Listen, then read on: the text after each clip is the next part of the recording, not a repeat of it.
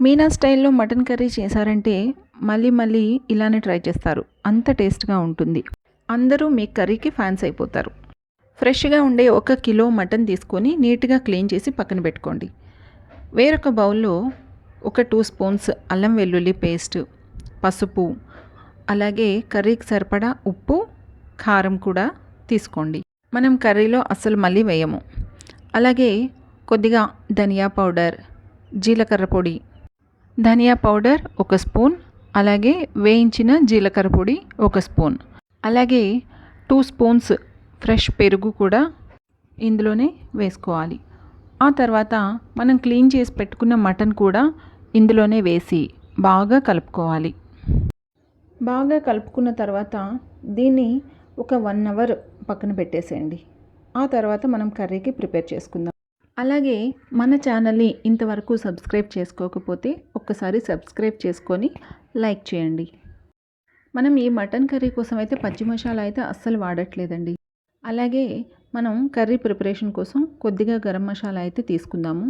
నేనైతే ఇవి డైరెక్ట్గా వేయట్లేదు, కాస్త ఇలా కచ్చాపచ్చాగా దంచి వేస్తాను.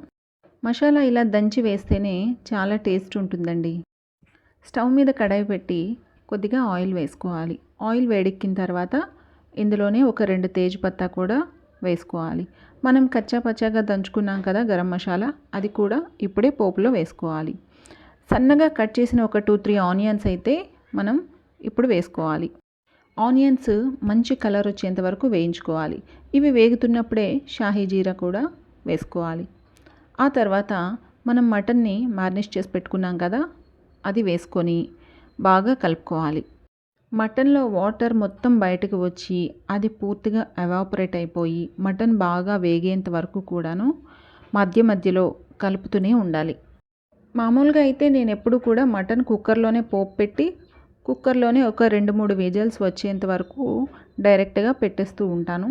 కాకపోతే మటన్ బాగా వేగాలి కాబట్టి నేను కడాయిలోనే పోపు పెట్టి కడాయిలో బాగా వేగిన తర్వాత దాన్ని కుక్కర్లోకి మార్చేస్తున్నాను. ఇందులోనే కాస్త వాటర్ వేసుకోవాలి, మరీ ఎక్కువ వేయొద్దు. ఆ తర్వాత 2 విజిల్స్కే మటన్ అయితే కుక్ అయిపోయిందండి. మటన్ చాలా సాఫ్ట్గా కుక్ అయింది 2 విజిల్స్కే. గ్రేవీ అయితే కాస్త ఎక్కువ ఉందని నేను కాస్త దగ్గరకు చేస్తున్నాను. సో మళ్ళీ స్టవ్ వెలిగించి కొద్దిసేపు మటన్ని బాయిల్ చేసుకున్నాను. ఇప్పుడే కాస్త కరివేపాకు కూడా వేసుకుంటే మటన్ చాలా మంచి ఫ్లేవర్ వస్తుంది. అందుకని నేను ఎప్పుడు పోపులో వేయను, కర్రీ లాస్ట్లో ఉండేటప్పుడే వేస్తాను.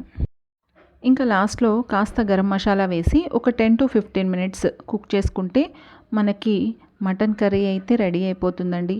చాలా చాలా టేస్ట్గా వచ్చింది. ఫైనల్గా కొత్తిమీర వేసుకుంటే ఇంకా కర్రీ రెడీ అయిపోయిందండి.